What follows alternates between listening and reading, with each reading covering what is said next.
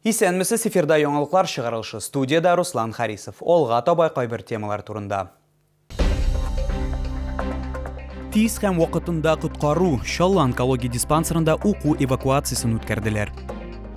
БДИ кирәк яки кирәкмиме? Дәүләт думасына бердәм дәүләт имтиханын ирекле тапшыру турында закон проекты кертелде. Шүп ташу машиналары күргәзмәсе, блогинг йөгерү һәм экологик лекцияләр. Шаллыда Чиста ил 2.0 бөтен Россия автойөреше узды.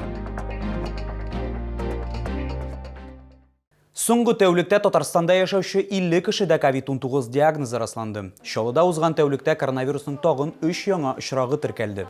Шулай итеп, 22 сентябрьгә Татарстан буенча коронавирус белән авыруның барлыгы 26587 очрагы билгеле. Аларның 22984 терелгән, 34 узган тәүлектә. Татарстан бюджетыннан 5-нче шәһәр хастаханәсенең яңа корпусына 1-нче транш бүлеп бирелде. Бу хакта аппарат киңәшмәсендә Шаллы мэры хәбәр итте. Объектны проектлауга 70 миллион сум акча тотылачак. Исегезгә төшерәбез, яңа хастахана Адымнар мәктәбе һәм ипподром арасында 6 гектар мәйданлы җир участогында барлыкка киләчәк. Нами определено место. Одним словом, мы начинаем и приступаем к реализации крупного и очень нужного и важного для каждого жителя города Набережные Челны проекта. Мы же не можем оказывать высококвалифицированную необходимую медицинскую помощь в бывшем здании малосемейного общежития, в котором находится сегодня 5-я горбольница.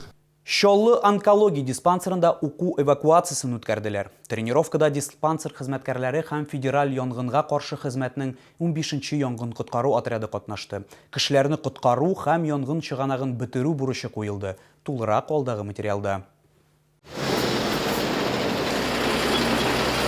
Укулар буенча беренче пациент онкология үзәгенең 4-нче катында ут чылганышында кала. Янгынчылар звеносының бурычы кешеләрне табу һәм урамга чыгару. Бинадан 200-дән артык кеше мустакил эвакуацияләнде, бу персонал һәм пациентлар. По тактическому залу пожарно-тактическое учение произошло короткое замыкание электрической проводки в подвале и в том числе задымление 4-го этажа, где находятся лежачие больные. На учение привлекались 6 единиц пожарной техники, 4 единицы основной и 2 специальные. Құтқарушыларның бір төркеме пациентларны эвакуацияләгән арада, икенчесе подвалда ут чагынын юкка чыгара. Өйрәнүләр башланганчы гадәттән тыш хәл министрлыгы хезмәткәрләре бинаның планын өйрәнделәр, аның үзенчәлекләре белән таныштылар. Мы МЧС ознакомили вообще с устройством нашего комплекса, значит, показали все современные системы. Здание снабжено самыми современными системами дымоудаления, и пожаротушения, и безопасными зонами. Чынлап та янгынчыга калган очракта уйланырга вакыт булмаячак, коткаручылар һәм персонал тиз эшләргә тиеш. Нәкъ менә шуңа да мондый укулар шәһәрдә даими үткәрелә. Лилия Гатина, Руслан Бикмөхәмметов, Айдар Мусин, яңалыклар. Дәүләт думасына бердәм дәүләт имтиханын тапшыруның ирекле принцибын билгеләү турында закон проекты кертелде. Инициатива авторлары БДИны вузларга керү сынаулары белән бер рәттән конкурс сынаулары формаларының берсе генә итәргә тәкъдим итте. Лилия Гатина теманы дәвам итәчәк. Закон проекты нигезендә БДИ укучы теләге белән үткәреләчәк. Әгәр укучы тест узарга теләмәсә, аның чыгарылыш имтиханнары формасында яңаклау аттестациясын тапшыру мөмкинлеге барлыкка киләчәк. Укучы сайлавы буенча сынаулар инша формасында яки телдән узарга мөмкин. Шулай ук инициатива авторлары БДИны вузларга кабул иткәндә конкурс сынаулары формаларының берсе генә ясарга тәкъдим итәләр. Мәктәп укучыларының ата-аналары закон проектын хуплый. Я за то, что все-таки они не сдавали. Потому что очень большой стресс переносят дети при окончании школ, при начале нового учебного года, при поступлении в институты. Они сильно нервничают, и я считаю, что это все-таки сказывается на их здоровье, какие-то, наверное, изменения в гормональном фоне. И я считаю, что все-таки должно все, должно быть по-другому направлено. Я считаю, что вот как раньше был традиционный государственный экзамен, так и должен остаться. Что ЕГЭ, оно не нужно детям. А почему так считаете? Это для детей большая нагрузка, потому что репетиторы, у них нету детства и времени на свободное прохождение. И получается, ни кружки, никуда не поводишь детей. Мы не сдавали, отучились, работаем. Каждый получили профессию. Это же нагрузка для детей дополнительная.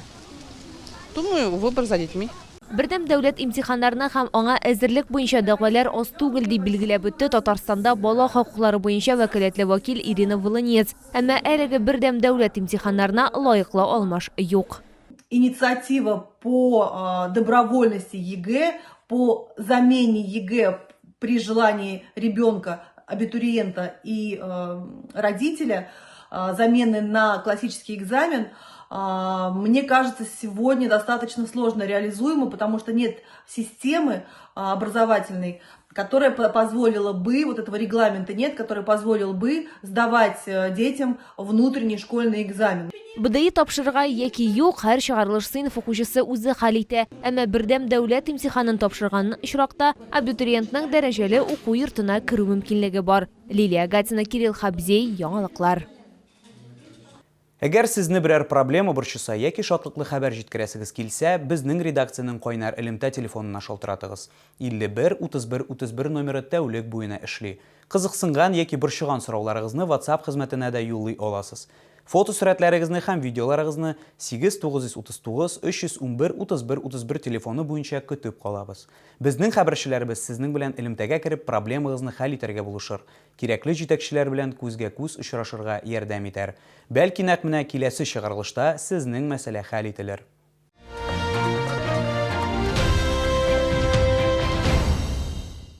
Шүп ташу машиналары күргәзмәсе, блогинг, йөгерү һәм экологик лекцияләр. Чаллыда Чиста ил 2.0 бөтен Россия автойөреше узды. Яшь чаллыларга табигатьне саклауның мөһимлеге турында искәрттеләр. Шулай ук уен формасына урманны чистарттылар. Тулырак киләсе сюжетта. Автоюгырыш Мәскәү өлкәсендә 6 сентябрьдә экология милли проектына ярдәм йөзеннән старт алды. Шүп ташу машиналары колоннасының бурычы 3000 километрга якын юл үтү. Алар Россиянең 11 субъектларында булачак. Һәр шәһәрдә оештыручылар ачык һавада конкурслар үткәрә. Шулай ук интерактив майданчыклар, мәсәлән, аэро-хоккей урнаштырдылар. В каждом городе у нас куча мероприятий. Выставка техники, экоспорт, эко-хоккей, эко-баскетбол. Уроки во всех школах. Мы привезли большое количество экологической литературы, разговоры, эко-показы с студентами. Вот, и много-много других интересных мероприятий. Мы пропагандируем наш проект экологии. Считаем, что это самый важный наш проект, который у нас есть в Российской Федерации. Автоузышка шәхси компанияларда кушылачак, шуларның берсе шиналар эшкәртү белән шөгыльләнә. Соңыннан алынган материаллар төзелеш һәм ремонт эшләрендә кулланыла. Мы занимаемся утилизацией шин, то есть мы собираем шины в основном по большей части России, занимаемся их утилизацией, переработкой. Мы являемся одним из самых крупных заводов в России на данный момент. Шины приходят к нам, мы перерабатываем любые шины, как мелкие, начиная с самых маленьких автомобильных и кончая большими шинами КГШ до 3,5 тонн. Шолдан соң шүп ташу машиналары һәм интерактив майданчыклар Удмуртияга, Камбарк шәһәренә юл тотачак. Автойөрешнең соңгы ноктасы Екатеринбург булачак. Анда оештыручылар 29 сентябрьгә барып җитәргә планлаштырыла. Лилия Гатина, Руслан Бикмөхәмметов, Ленар Солтанов, яңалыклар. Мин сезнең исегезгә төшерәм. Шәһәрдә COVID-19-га каршы вакцинация дәвам итә. Безнең алда иммунитетны ныгыту проблемасы тора. Вакцина ясатырга ашыгыгыз. Бу сезгә җиткерәсе соңгы мәгълүматыбыз иде. Мин Руслан Харисов сезнең белән сау булашам. Игътибарыгыз өчен рәхмәт.